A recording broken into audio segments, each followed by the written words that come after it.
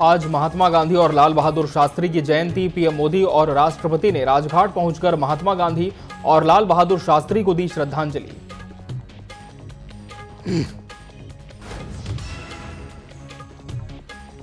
देश भर में आज दशहरे की धूम। नागपुर के आरएसएस दफ्तर में किया गया शस्त्र पूजन। मोहन भागवत ने देशवासियों से की स्वदेशी अपनाने की अपील।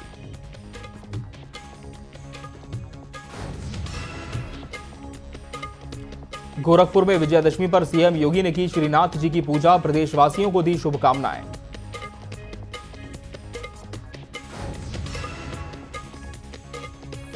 लखनऊ में उप मुख्यमंत्री ब्रजेश पाठक ने गांधी जयंती पर राजघाट में दी श्रद्धांजलि।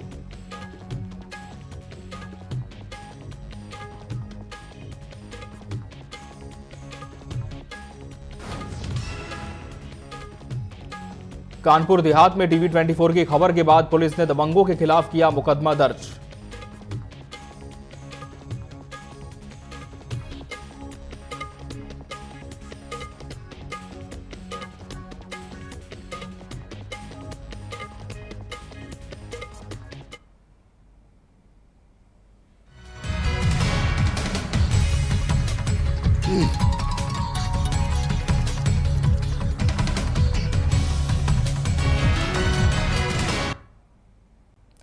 नमस्कार, बहुत स्वागत है आपका न्यूज अपडेट में। मैं हूं आपके साथ अमित शर्मा। लखनऊ में गांधी जयंती के अवसर पर उप मुख्यमंत्री ब्रजेश पाठक ने हजरतगंज स्थित जीपीओ चौक पर महात्मा गांधी को पुष्प अर्पित कर श्रद्धांजलि दी। इस अवसर पर उन्होंने गांधी जी के स्वच्छ भारत और स्वदेशी सामानों के उपयोग के विचारों को स्मरण करते हुए कहा कि प्रधानमंत्री नरेंद्र मोदी के नेतृत्व में उनका सपना साकार हो रहा है। ब्रजेश पाठक ने कहा कि भारतीय जनता पार्टी आगे भी गांधी जी के आदर्शों का पालन करते हुए देश के विकास के लिए कार्य करती रहेगी।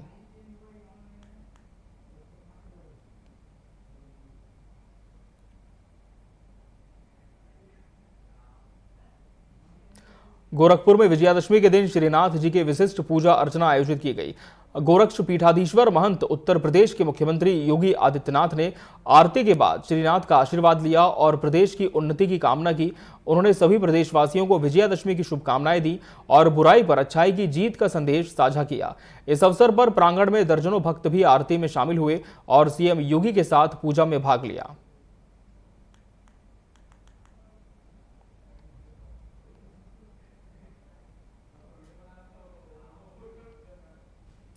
लखनऊ में दबंगों के हौसले बुलंद नजर आ रहे हैं। मुख्यमंत्री योगी आदित्यनाथ के सख्त आदेशों के बावजूद राजधानी में गुंडागर्दी थमने का नाम नहीं ले रही है। बागेश्वरगंज में शाम 5 बजे सुमेर नाम के युवक को पड़ोस के करीब 1 दर्जन दबंगों ने असलहों, लाठी डंडों और हथियारों से बुरी तरह पीटा।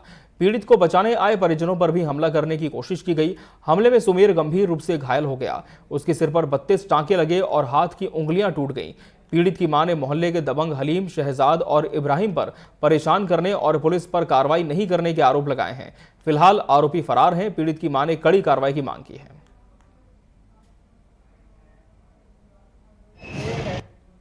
रात में मैं अपनी कार में था, घर के बाहर 4-5 लड़के आए।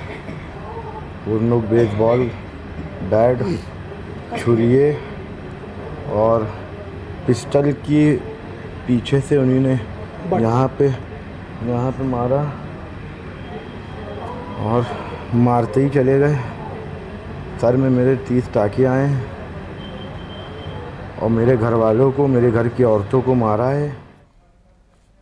हमारे घर के पास गाड़ी में मेरा बेटा बैठा हुआ था मेरी नंद के बेटे के साथ। शमीम के लड़के ने उसको गाड़ी से खींच के नीचे गिरा लिया। उसके सर पे बड़ी वाली हॉकी से मारा। सर बिल्कुल लहू लुहान हो गया वो। और जब वो भागा है तो जो है उसको गिरेबान पकड़ के फिर खींच लिया। वो हमको आवाज़ नहीं दे पाया।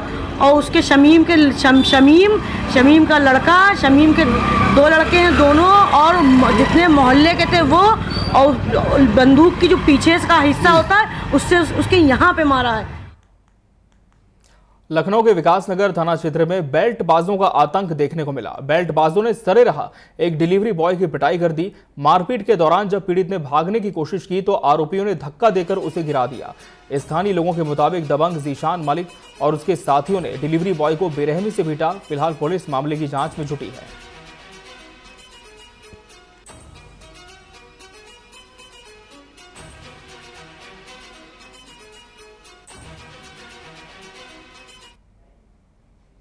खबर कानपुर से है, जहां देहात के गुलौली गांव में दबंगों द्वारा किए गए उत्पीड़न और दबंगे के खिलाफ पुलिस ने मुकदमा दर्ज किया है।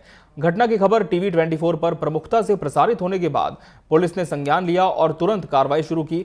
आरोपियों की तलाशी के लिए टीम तैनात कर दी गई है। प्रशासन ने कहा कि कानून के तहत किसी भी प्रकार की दबंगई बर्दाश्त नहीं की जाएगी और दोषियों को कड़ी से कड़ी सजा दिलाई जाएगी। तो देहात में दबंगों पर पुलिस ने कार्रवाई की है, बड़ा एक्शन लिया है। कानपुर से खबर आपको बता रहे हैं। टीवी 24 की खबर का बड़ा असर कानपुर में देखने को मिला है और इस खबर पर हमारे सहयोगी अभिषेक त्रिवेदी हमारे साथ जुड़ चुके हैं। अभिषेक, गुलौली गांव का यह पूरा मामला था जहां टीवी 24 की टीम कवरेज करने पहुंची और इस खबर का बड़ा असर हुआ है। क्या कुछ कार्रवाई अब तक पुलिस ने इस दिशा में की है? दो पक्षों में विवाद हो गया था। दबंगों ने पीड़ित पर लाठी डंडों से हमला किया था, उसके घर और कारखाने में पथराव किया था, तोड़फोड़ की थी। पुलिस ने जो है राजनीतिक दबाव में पीड़ित व्यक्ति पर ही झूठा SC/ST का मुकदमा लिख दिया था। टीवी 24 ने इस खबर को प्रमुखता के साथ दिखाया था। फिलहाल टीवी 24 की खबर का पुलिस के उच्च अधिकारियों ने संज्ञान लिया है और कल मूसानगर थाने में दबंगों के खिलाफ जो मुकदमा है वो दर्ज किया गया है और जो पुलिस है वो अब इस पूरे मामले की जांच पड़ताल में जुटी है। आरोपियों की तलाश जो है वो पुलिस के द्वारा की जा रही है। जी बहुत शुक्रिया अभिषेक आपका इस तमाम जानकारी के लिए।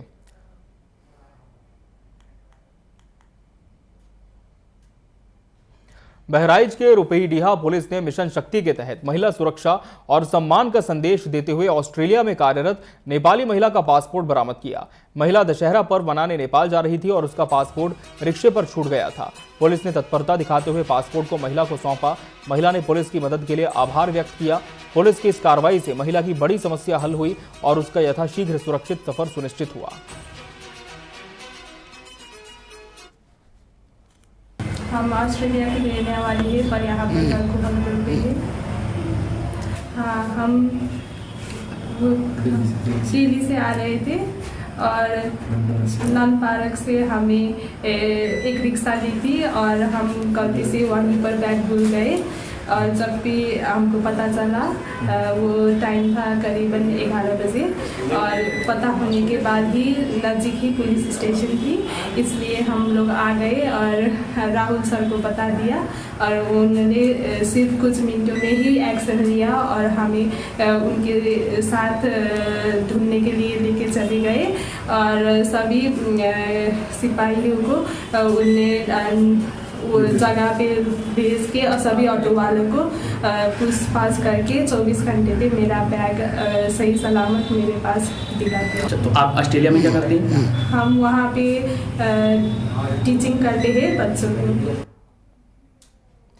लखनऊ के एक निजी होटल में राजा ज्वेलर्स की 2 दिवसीय ज्वेलरी एग्जीबिशन का शुभारंभ हुआ।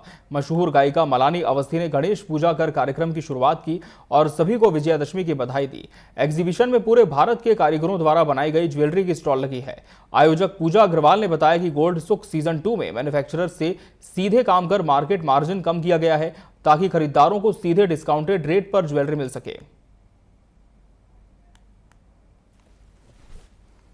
नमस्ते यूपी।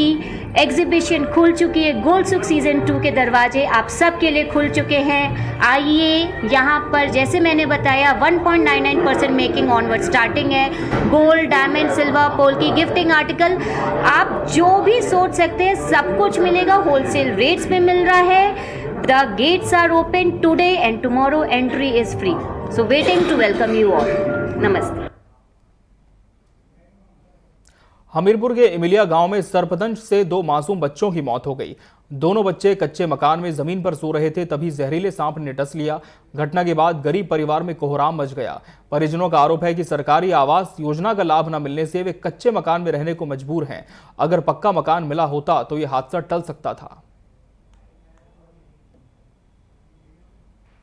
रात में वही 12-1 बजे के बीच में बच्चे लेटे थे, उनको कीड़ा ने, सर्प ने काट लिया। कहाँ लेटे थे? नीचे धरती में। क्या हुआ फिर? कुछ नहीं, हम दिखाने ले गए। इसके बाद में जो है बोला कि जो है ले जाओ, कहीं हमी को ले जाओ, कहीं जो है कानपुर ले जाओ। हमारे पास व्यवस्था नहीं थी साधन के, लेते वहाँ से लगे अस्पताल से, सीधा खत्म हो गए रास्ते में।